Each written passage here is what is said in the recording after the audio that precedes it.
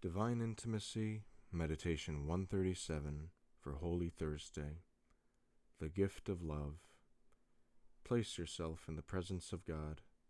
O Jesus, grant that I may fathom the immensity of that love which led you to give us the Eucharist. Meditation 1. Having loved his own, he loved them unto the end, and in those last intimate hours spent in their midst, he wished to give them the greatest proof of his love. Those were hours of sweet intimacy, but also of most painful anguish. Judas had already set the price of the infamous sale. Peter was about to deny his master. All of them within a short time would abandon him. The institution of the Eucharist appeared then as the answer of Jesus to the treachery of men, as the greatest gift of his infinite love in return for the blackest ingratitude. The merciful God would pursue his rebellious creatures, not with threats, but with the most delicate devices of his immense charity. Jesus had already done and suffered so much for sinful man, but now, at the moment when human malice is about to sound the lowest depths of the abyss, he exhausts the resources of his love and offers himself to man, not only as a Redeemer who will die for him on the cross, but also as the food which will nourish him. He will feed man with his own flesh and blood. Moreover, death might claim him in a few hours, but the Eucharist will perpetuate his real, living presence until the end of time.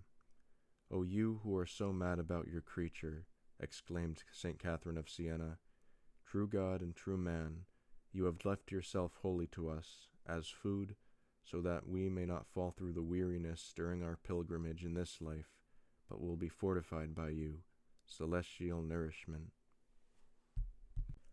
Today's Mass is, in a very special way, the commemoration and renewal of the Last Supper, in which we are all invited to participate.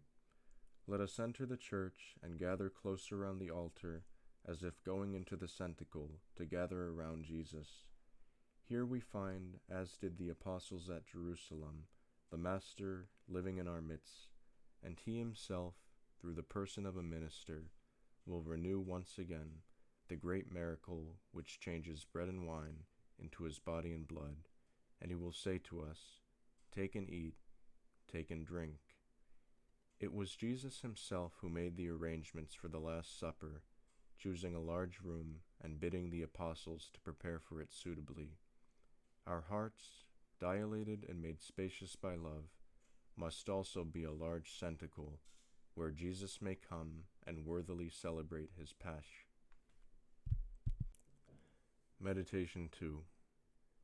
During the Last Supper, and coincident with his gift of the sacrament of love, Jesus also left us his testament of love, the living, concrete testament of his admirable example of humility and charity in the washing of the apostles' feet, and his oral testament in the proclamation of his new commandment. The Gospel of today's Mass shows us Jesus as the Master washing the apostles' feet. It ends with his words, I have given you an example that as I have done, you may also do.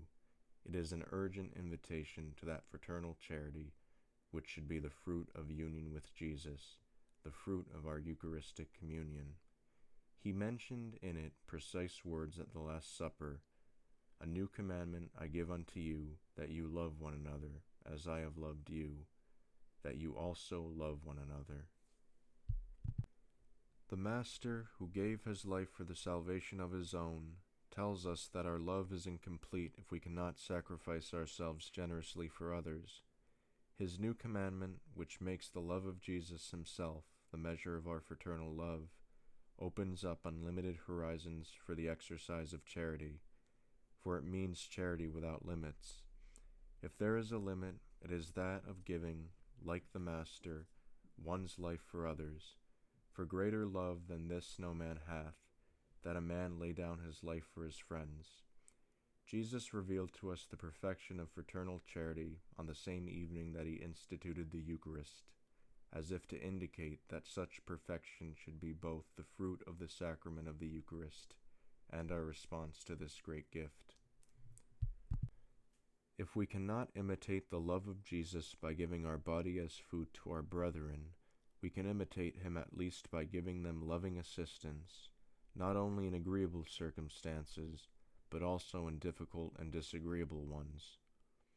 By washing his brethren's feet, the Master shows us how far we should humble ourselves to render a service to our neighbor, even were he most lowly and abject. The Master, who by unceasing proofs of his love advances to meet ungrateful men, and even those who have betrayed him, teaches us that our charity is far from his unless we repay evil with good, forgive everything, and even are willing to repay with kindness those who have done us harm. Colloquy. O Lord, Lord, how small and narrow is the house of my soul for you to enter. Enlarge it yourself. It is in ruins.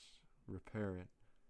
I know and admit that there are things in it that are offensive in your sight, but who will cleanse it, or to whom but you shall I cry? Purify me, Lord, from my hidden sins. O good Jesus, to sustain our weakness and to stir up our love, you have chosen to remain always in our midst, although you well foresaw the way that men would treat you, and the shame and outrages from which you would have to suffer. O eternal Father, how could you permit your Son to live with us, to endure fresh insults every day? O my God, what a great love in that Son, and also what a great love in that Father. But how, eternal Father, could thou consent to this? How can thou see thy Son every day in such wicked hands? How can thy mercy day by day and every day see him affronted? And how many affronts are being offered today to this most holy sacrament? How often thou must see him in the hands of his enemies. O eternal Father, surely all of these scorchings and insults and grievous torments will not be forgotten. Could it be that he failed to do something to please thee? No, he fulfilled everything. Has he already not more than sufficiently paid for the sin of Adam? O Holy Father, who art in heaven, if thy divine Son has left nothing undone that he could do for us in granting sinners so great a favor as that blessed sacrament, do not permit him to be so ill-treated. Since thy Son has given us this excellent way in which we can offer him up frequently as a sacrifice, let us make use of this precious gift, so that it may stay the advance of such terrible evil and irreverence as in many places is paid to this most holy sacrament. Amen.